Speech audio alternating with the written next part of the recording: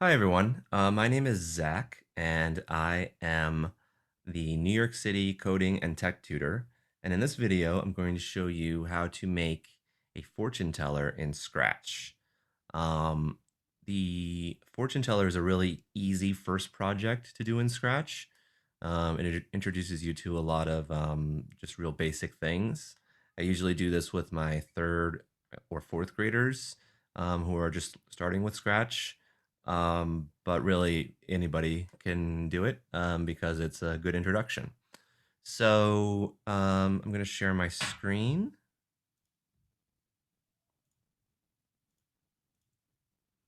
Okay, here I am in Scratch, and I'm going to press Create to create a new project.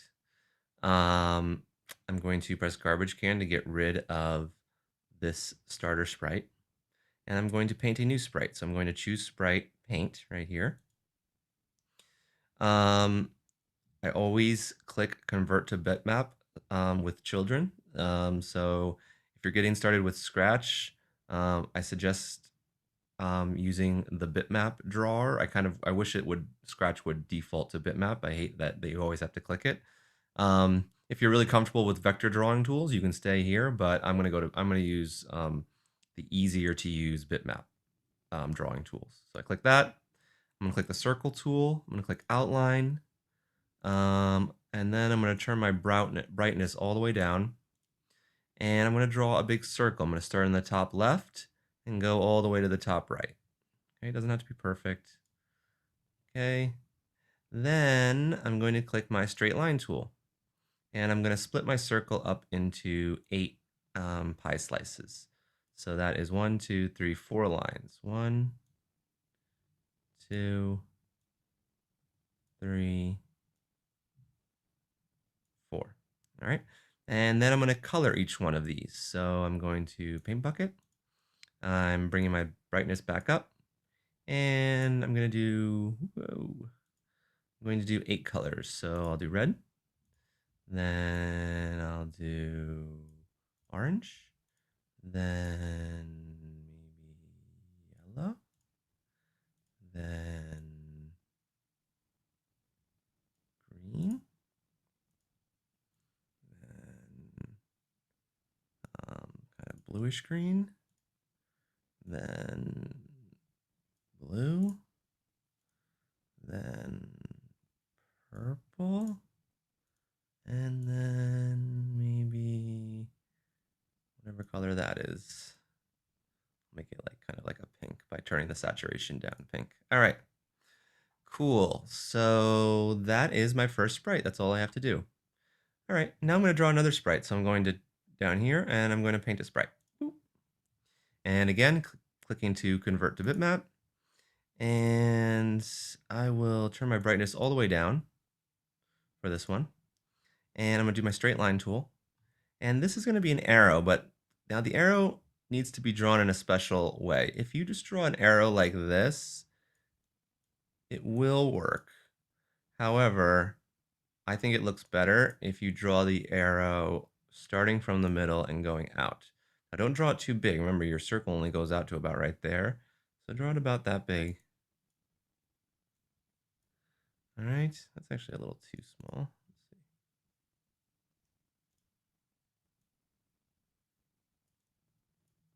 Okay. There's my arrow. And now this is very important. You need to choose a color that you haven't used anywhere else on your project so far. So maybe just go to like green, but then maybe turn the brightness down a little bit so you know that it's a green you haven't used. And just put one little, if you want to zoom in a little bit, you can. Put one little dot at the end of the arrow. So we're going to use this little dot to check to see what the arrow is touching.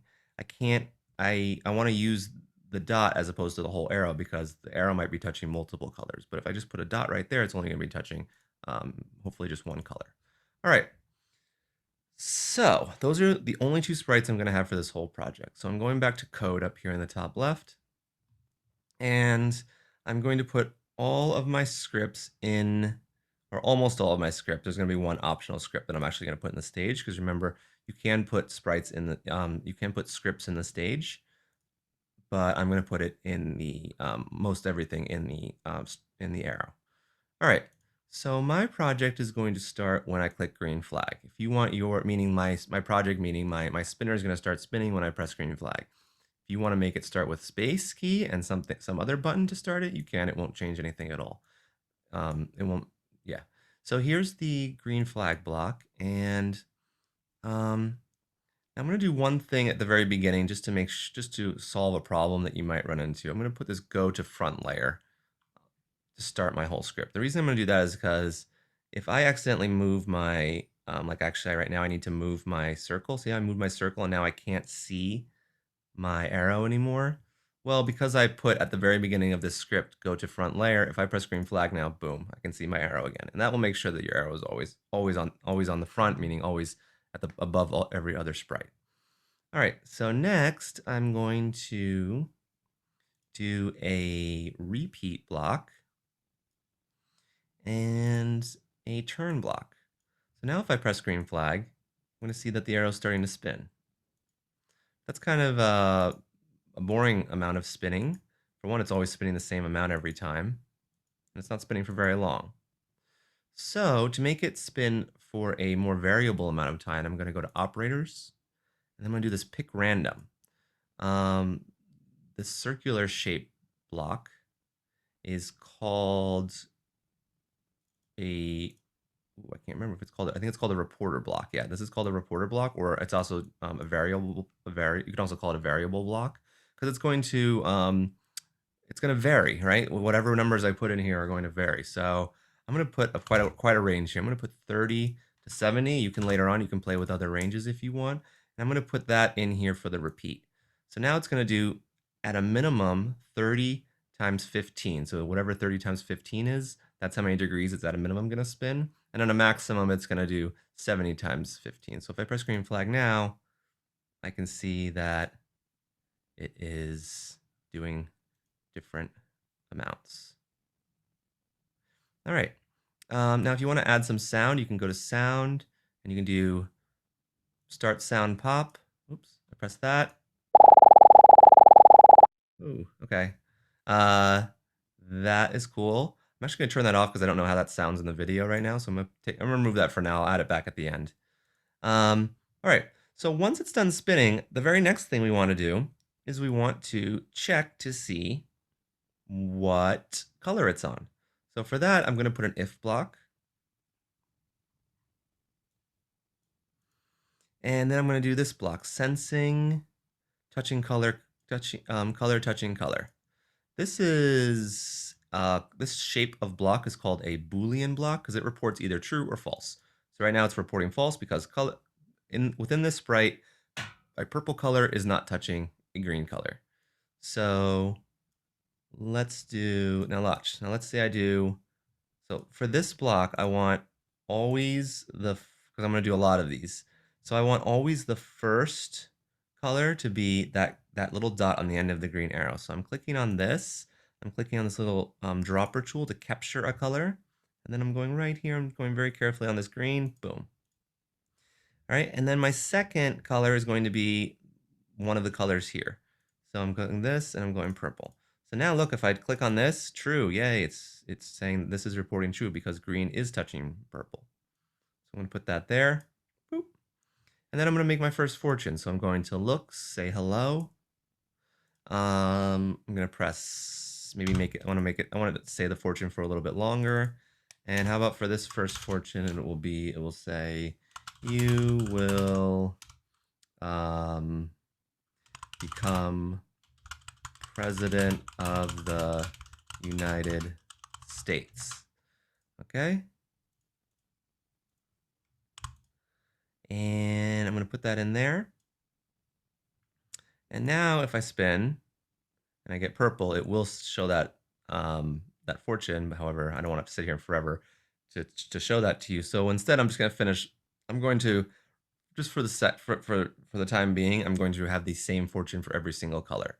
I'm going to press on this if, like right here where it says if, I'm going to right click on a If you have a mouse, you can right click. If you're on a Mac, you can control click. And if you don't have a regular mouse, but you just have like a touchpad, a PC touchpad, you can or a Chromebook, usually you can click. No, I think Chromebook is control click. But another way to think, another thing to do is to click with two fingers, push down two fingers at the same time. One of those three ways will work. So I'm going to for me, I'm right clicking here and I'm pressing duplicate. And now I have this, woo, and I can put it where I want it. What's this thing? Okay. And if I do that again, ooh, now I've got two of them. Boom. And if I do that again, duplicate, ooh, now I've got four of them. Boom. So now altogether I have eight of them there. 1, 2, 3, 4, 5, 6, 7, 8. All right. So each one of these purples needs to be a different color. So I started on purple. I'm going to work my way around. So dropper, pink, boom. Dropper, red. Just click like where there's nothing to make that go away. Dropper, orange. Dropper, yellow. Dropper, green. Dropper, blue. And drop that whatever that color is, aqua, and then drop a blue. Good. So now if I press, wow, did I actually get right on the line? Okay. Maybe I should have made the lines a little thicker or the green a little bigger. You know, maybe so to make sure that doesn't happen again, let me just make this a little bit bigger.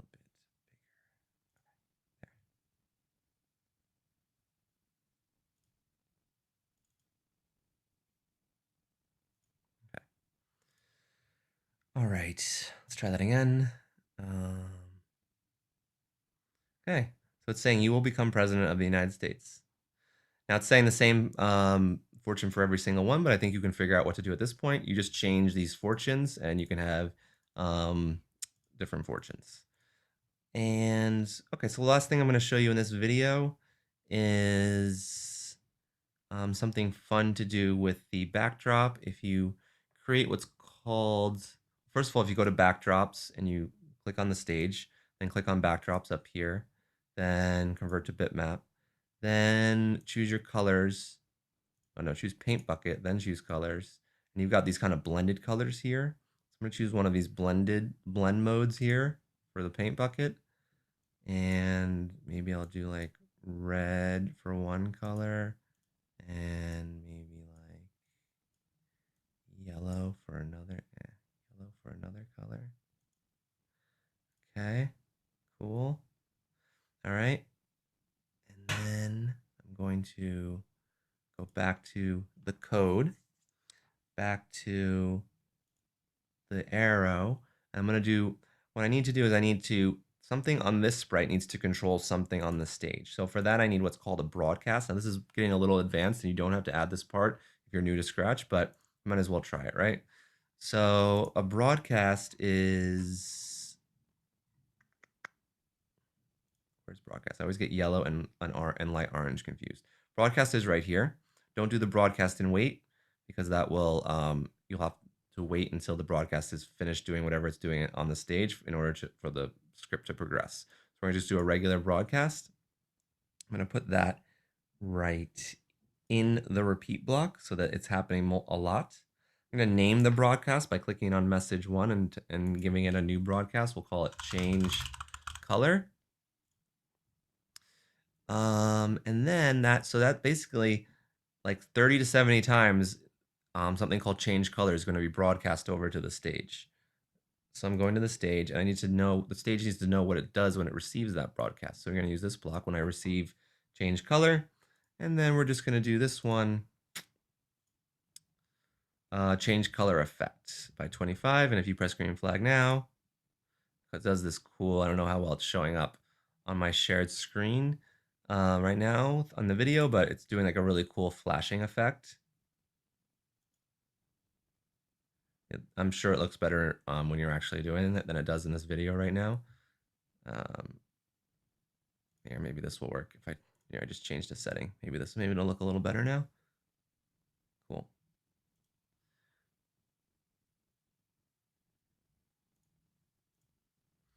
All right, and that is pretty much it. So